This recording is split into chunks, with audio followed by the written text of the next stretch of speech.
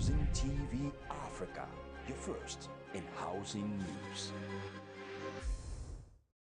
If you want to get credible and authentic news on real estate and housing development in Africa, all you need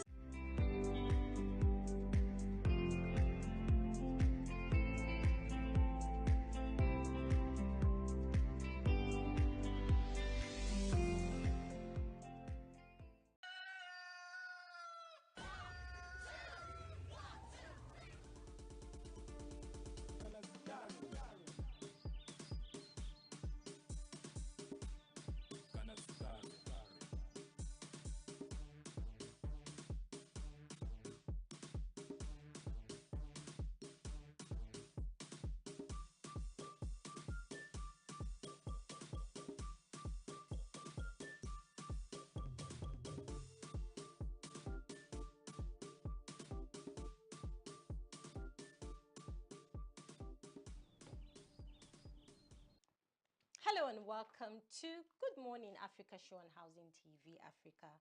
I am Yamuna Bagudu today, not like yesterday. I'm not alone today. Joyce is here with me. Hello, Joyce. Good morning. We missed you for just one day. You were away, but glad to have you back. I'm glad to be here. Good morning, Memuna. Good morning. Trust your day has started on a good note. Good one. And we hope that your day is also started on a splendid note. It's 20th August, World Mosquitoes Day. We join the world to mark the World Mosquitoes Day, a day set aside to look at the history, impact, and innovative solutions in the fight against mosquito-prone diseases. So, Exactly. what comes to mind? It's a day we recognize the impact mosquitoes have globally on public health. And it's actually very good that we're looking at this day because in Nigeria, one of the most self-medicated kind of disease is malaria. You get people, they go to the pharmacy without a prescription because you have symptoms like headaches, fever, and all of that, and you just conclude it's malaria. Meanwhile, the doctor will tell you, or an expert will say, there are different parasites, malaria parasites, and there are different medication you should actually, have or use to treat whatever malaria infection you have. So it's a good one that we're looking at the World Mosquitoes Day. So much to learn this morning. But Joyce, why is it like that? You just feel a little feverishness, headache, and then the next thing is I have malaria. We're all guilty of that. Maybe anyways. because of our environment. Exactly, we're all guilty of that. So just so you know, when you feel those symptoms, you might be lucky it's not even malaria. Maybe you're stressed out or you have fever or there's something, or your system is even changing, due to the weather. So this and lots more we'll be discussing on the Good Morning Africa show. Let's go on a quick break. I can make it as a standby.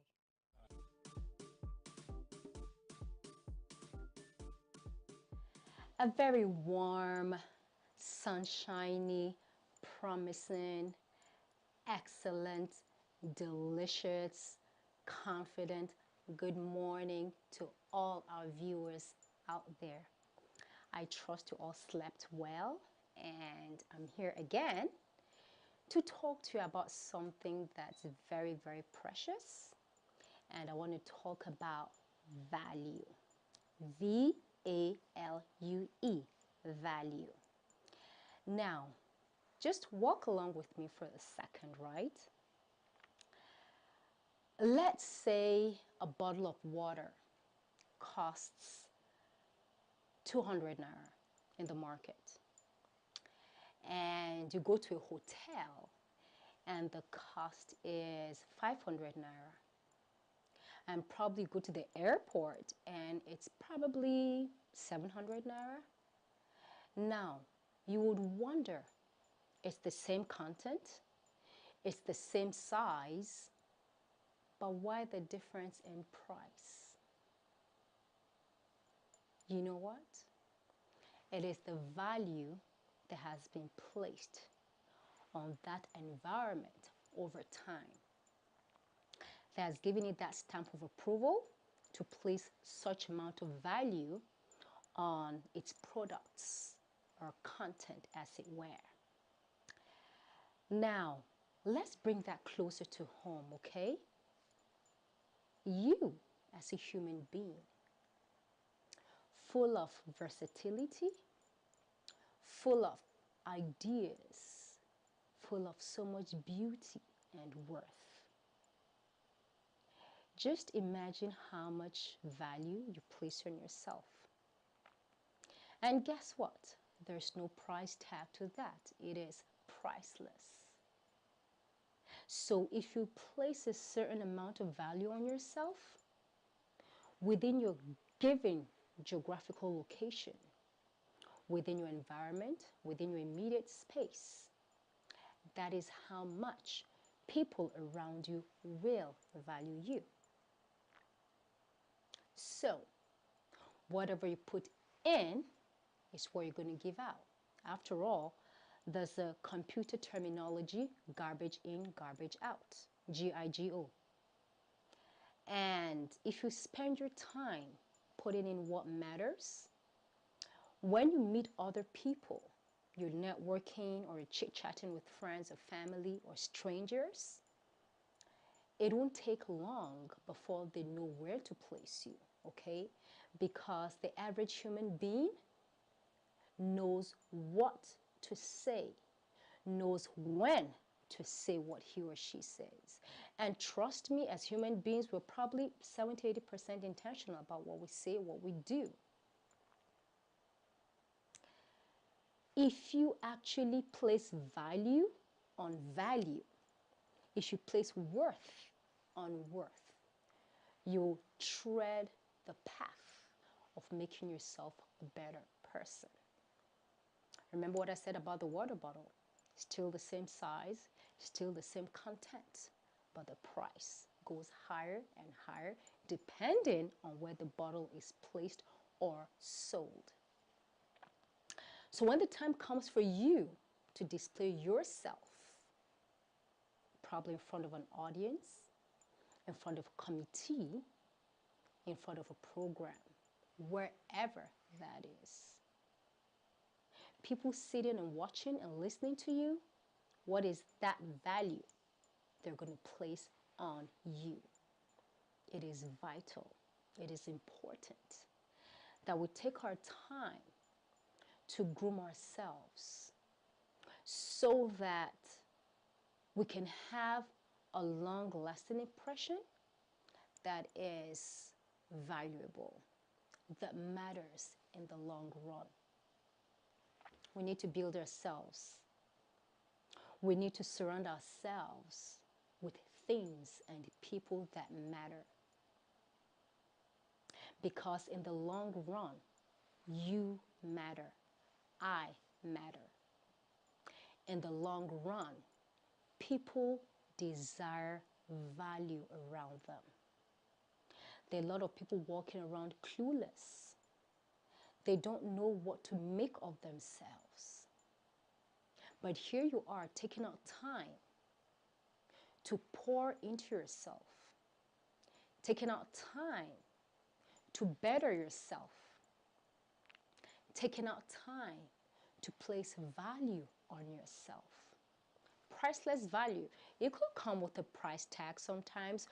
Before you misunderstand, this is what I mean. For instance, if you're a public speaker, if you're a master of ceremony, definitely you need to be paid for the job. Okay? So, it depends on how much you prepare yourself. That could also determine the negotiation brought to the table. I just want to encourage us.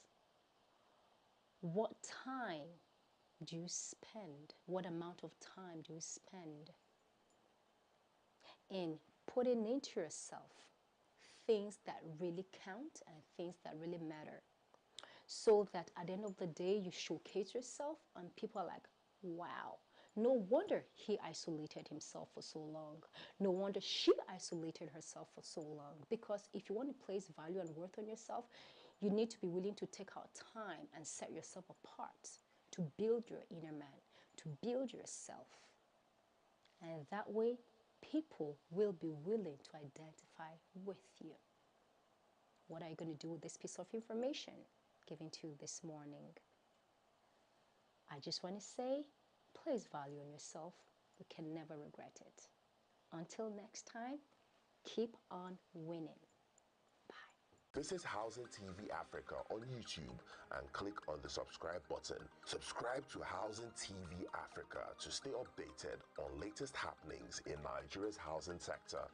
Follow our social media pages, like and share our posts. On Facebook, Housing TV Africa.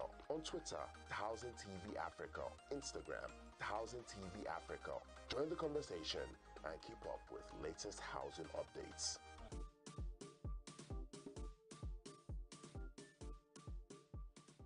Glad to know you're still there. This is Good Morning Africa from Housing TV Africa, and we're looking at World Mosquitoes Day, a day set aside to eradicate malaria and save millions of lives. And doing justice to that, we have two guests, personalities in this sector to do justice to questions on your mind, questions, the theme, the purpose of the day, and just how you and I can benefit from having good and useful information. And joining us on the show to talk World Mosquitoes Day is Olalekan Oladipupo, a public health practitioner with Malaria and Neglected Tropical Diseases Youth Corps. It's nice to have you on Good Morning You're Africa. welcome. It's so good to be here. Thank you. Let's start from the theme for this year's celebration. What's the theme? Okay, for this year's celebration, the theme for the World Mosquito Day, celebration of the World Mosquito Day, is accelerating the fight against mosquito, equitable world. Okay, so now talking about malaria, mosquitoes, let's talk about the link between mosquitoes and diseases like malaria, dengue, and the Zika virus. Okay, generally, when we talk about mosquito-borne diseases, these are diseases that are transmitted by mosquitoes. And talking about mosquitoes, we have different species of mosquito, from the Anopheles to the Coleus and to the Aedes mosquito. And so in particular, we in Central Africa here, we well aware and familiar with the female Anopheles mosquito. And the female Anopheles mosquito, generally for everybody, we know it transmits it gives malaria. That is the general understanding for everybody.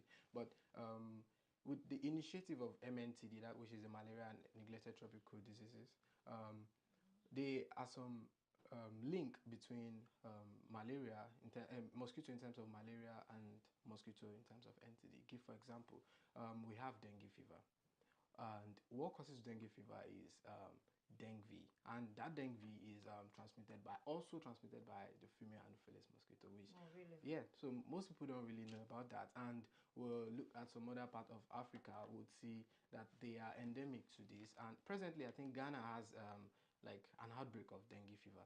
So it shows the same symptoms, almost the same symptoms with malaria. And when we look at Zika 2 is transmitted by the female Anopheles mosquito.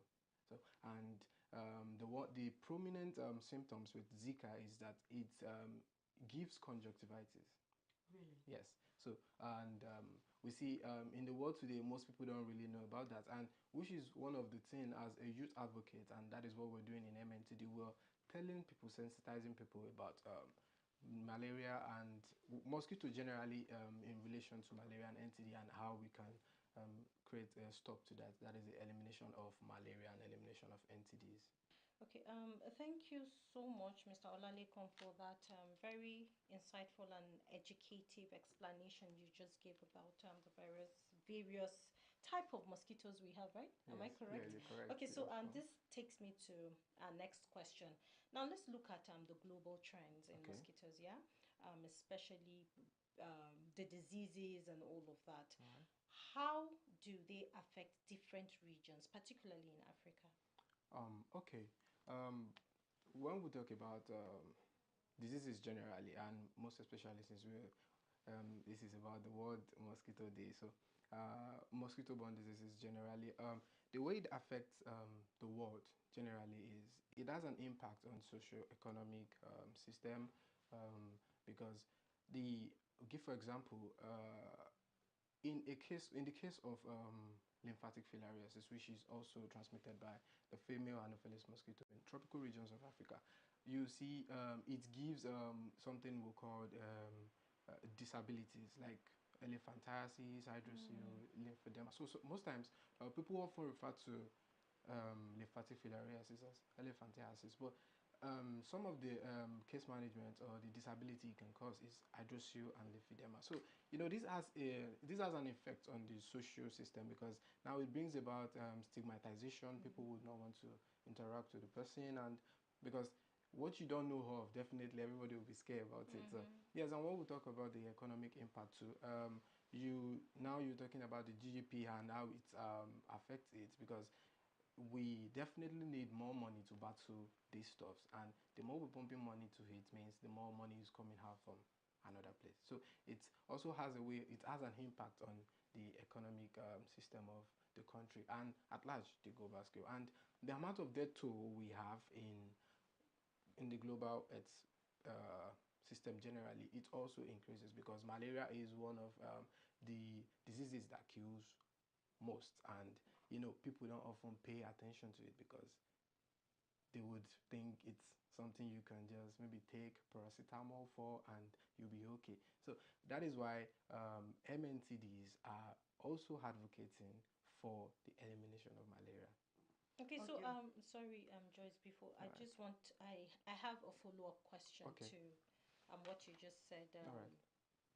You made mention of the number of deaths that has been recorded, over the years. So I don't know if I should put it to you. Okay. Okay, can we get like an estimate? yes, an estimate of last year and this year for 2023 and 2024? Okay, generally we should have more than 500,000 death toll For 2024. for the recent one. Okay. Yes, we have more than 500,000. Wow. Yes, that is people that lose their life to mosquito each year.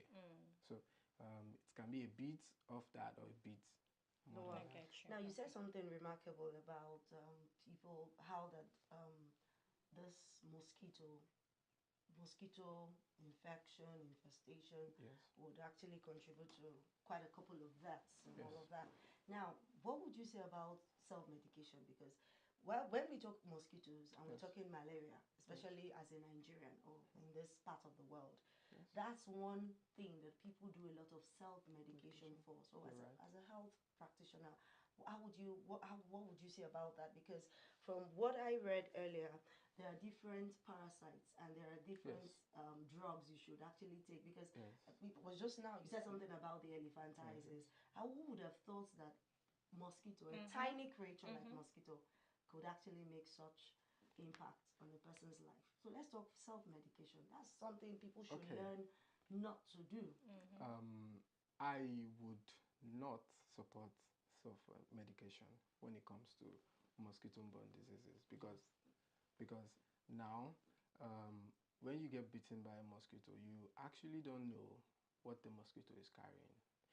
We have some areas in Nigeria that are endemic, or all over the world that are endemic to lymphatic filariasis. And in case of malaria, the severity depends. When they show that symptoms, most people would think to their own level they can just go to the pharmaceutical store, get a drug and use. But I would advise them not to do that. Instead of that, we have at local level, yes, or the community level, we have frontline health facilities, which is the normal primary health care, the comprehensive health centers. They can go to those facilities and report themselves, tell them how they're feeling, and they get treatment for that. And in situations whereby that sickness is related to NTD, we have a mass drug administration that the WHO has speculated to be done like twice now because of the endemicity. So for LF, they use metizan with albendazole. So that is a way to reduce lymphatic filariasis, and the follow-up too can be done at the health facility level. So you just go to the health facility level, tell them this is how you feel, then you get a proper medication, and definitely you'll be okay. And you can also go to any secondary hospitals, then definitely you get proper treatment for that. So advising people to stop self-medication. Now let's move to latest strategies and innovation being used to combat mosquito-borne diseases. All right. Thank you very much for that question. I love that question in particular because we're living in a world whereby the young people or young leaders, let me say, are coming up with different initiatives. Okay, for example, we have some people in initiatives comes from sensitization to telehealth to proper digital tools to like to record or validate the data, the endemicity, to have a data that is authentic, which is not falsified. And now, when you look at the initiatives that are at global level now, the World Mosquito Program has developed a kind of, let me say, One Health kind of approach. And why do I call it One Health kind of approach? Is because it uses a way of vector control using a re-engineered what's it called? Re-engineered mosquito to fight against the plasmodium in the female mosquito, Anopheles mosquito. And how do they do that? Okay, they inject they call it the Warbeck method, the Warbeck method. Yes. So now this Warbeck method injects the Warbeck bacteria into the male Anopheles mosquito. So yes, it's like an healthy host. So it's like it makes the plasmodium in it dormant. So when it mates with the female Anopheles mosquito, it's like it transmits it to it. So when the female Anopheles mosquito, because it's the main carrier of that plasmodium and what causes elephantiasis or elephantiasis, when it bites you, you don't get infected with malaria or elephantiasis. But majorly it is used in prevention of dengue, because said earlier that female Anopheles mosquito is the one that stopped. So that is one example of the global initiative that is being in place now, and it's actually doing a lot. And another one, lastly, is the use of drones. Yes. Now we have because one of the barriers we're facing in the health sector is getting medicine to places that are of bad terrain, or maybe because it's security compromised or something like that. But you see, you just have to like have a coordinate target to the particular area you want